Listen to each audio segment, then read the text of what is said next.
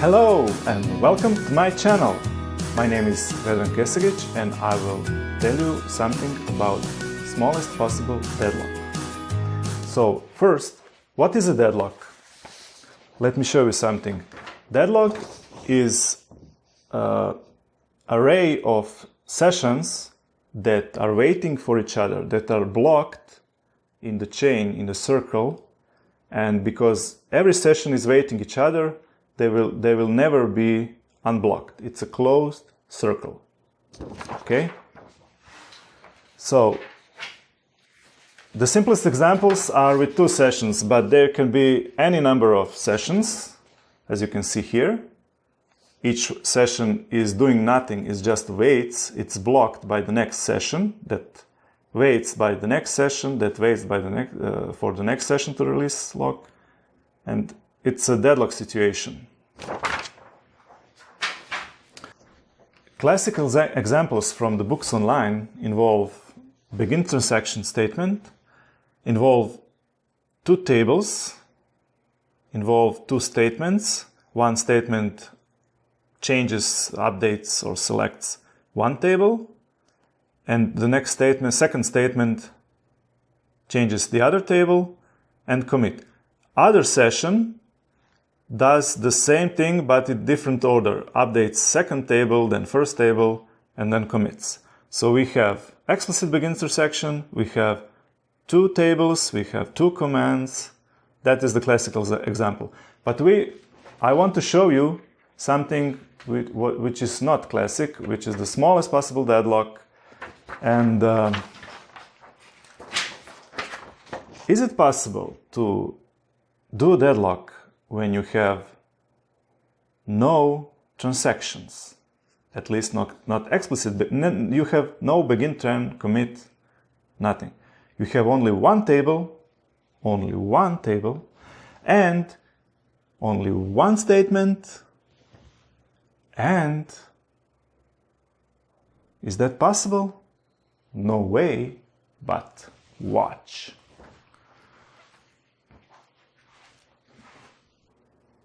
Okay, now let's see what books online say about minimizing deadlocks. We need to access objects in the same order. So, okay, we will access them in the same order because we will have only one object. We have two tables here in this example, but we will have only one table that is the same order. We will avoid user interaction, no user interaction. We will keep transactions short and in one batch. Well, shorter than one statement, and we won't have transactions at all, at least not explicit transaction. We will use a low isolation level. We will use read committed, so that's the lowest that prevents dirty reads. And even we will use row versioning is isolation. We will enable a read committed snapshot on database to avoid that eliminates shared locks for readers, so readers do not block writers. We will do everything possible here. Okay, now the demo. We will create a database, and this database is with read committed snapshot on. That eliminates shared locks to make the demo even tougher. We will create a single table. You see the structure, only one clustered index, and we will create one non-clustered index. We will insert rows, some rows, but we will operate only on one row. Let's look at the first example. We will examine the table. It's better to use the right database. We have only one row in the table with some value is 1. It also has ID 1. That means we will update only one row because only one row is primary key. Only one row has ID 1. We do not have begin transaction at all, and we are updating one row with one command. and we have read committed snapshot without shared locks. Let's try it. In one session, we will repeat it. In other session, what we will do is the same thing,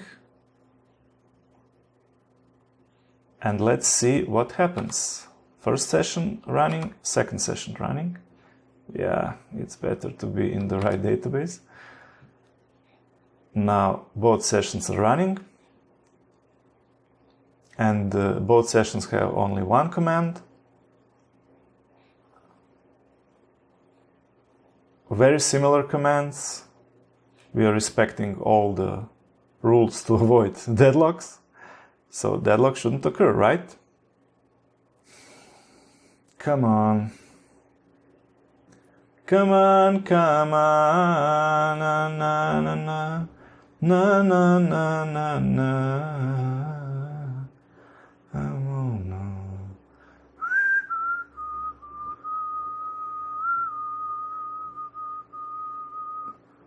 Okay, our session is still running, but the other session terminated. We see the error 1205. Transaction was deadlocked. Let me stop this one. It was after 2 minutes. It was difficult to reproduce, but deadlock happened. Right? Are you surprised? Well, when you understand why such simple statement without explicit transaction can cause deadlock, when you understand the simplest statement, you are able to solve the most complex one in your production. Let's go to the next example. This one happens because the statement is not identical. You see, condition here and condition here is not identical, and the execution plan uses different index here and different index here. One uses clustered index, the other uses non-clustered index, and they are locking the same row, but every index has its own lock. And first transaction locks key of clustered index and then tries to lock non-clustered index row, and this first locks non-clustered index key and then tries to lock clustered index key of the same row, and that creates a loop and a deadlock. Let's go to the next example. Okay, session A, next example. Single statement with deadlock after about 5 seconds. This time we have update command which is identical. Some value is some value. And here, on the other session, identical statement. Some value is some value. But we use the hint to generate a different execution plan. We can have the same statement but different execution plan. Identical statement, we will run it on one session, and we will also run it on other session. Let's see how long it takes to deadlock. Very fast, you saw? Very, very fast. Deadlock, again, I will stop. We are updating only one row, we have only one statement, and this thing deadlocks because of different execution plan. Now let's see third example. Third example is with a single index. We had two indexes before, clustered and non-clustered, but this example deadlocks on a single index on the table. Table has only clustered index and nothing else, but it has two rows. Let's first create it. We are creating the table, new table, dropping the old one and creating a new, with only one clustered index and nothing else. We will insert only two rows. We will see them, only two rows. And this is the statement that shows you hash, because we are not locking the row, we are locking the hash of the index key in this case. And that is 6-byte value. 6-byte hash. And hashes can collide also, but that's another story. Okay, in first session, we will update the table like this. We will select 2 rows and update to 1. In the second session, we will do the same thing. We will that's identical command, updating the 2 rows, selecting 2 rows, updating to value 1, to the same value 1, but the difference is we are accessing it as ascending here and descending here. Let's try it. Start. Both sessions are running. Let's see, will that deadlock?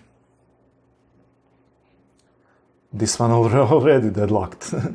So I will stop this one. Why this deadlocked? Because the first session locked both rows. First one row and then other row. The second session also locked both rows, but first second row, then first row. And the loop is created and deadlock is created. Thank you very much for listening. If you have a question, please contact me and I will help you out. All the best. Bye.